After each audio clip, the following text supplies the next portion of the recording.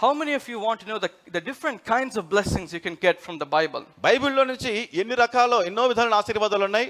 వాటన్నిటి గురించి ఎంతమంది తెలుసుకోవాలనుకుంటున్నారు? All right. I have quite a few. మరి కొన్నిటిని మీకు తెలియచేయాలనుకుంటున్నాను. Write them down.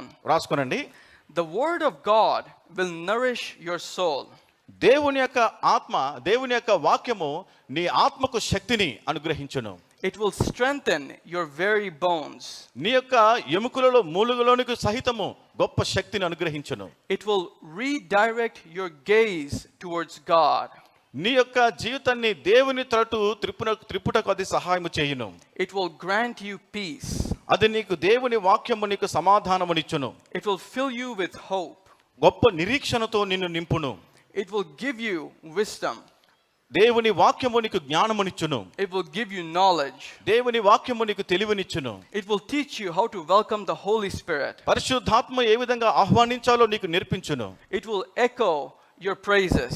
నీ యొక్క స్తుతులను మరింత ప్రతిధ్వనించును. It will keep you from falling into temptation. శోధనలో పడిపోకుండా నిన్ను కాపాడును. Keep the word in your heart so that you might not be tempted. దేవుని వాక్యాన్ని మీ హృదయంలో ఉంచుకోండి, అప్పుడు మీరు శోధనలో పడిపోరు. It points out what you're doing wrong in life and tells you to do things correctly. నీ జీవితంలో ఎటువంటి పొరపాట్లు చేస్తున్నావో అని నిన్ను గద్దించి నిన్ను సరిచేసి సరైన మార్గంలో నడిపించును. It will assure you of your eternal inheritance in heaven. నిత్య స్వాస్థ్యమైనటువంటి పరలోకమును నీకు నిశ్చయిత, నీకు నిరీక్షణ అనుగ్రహించును. It will comfort you in times of trouble.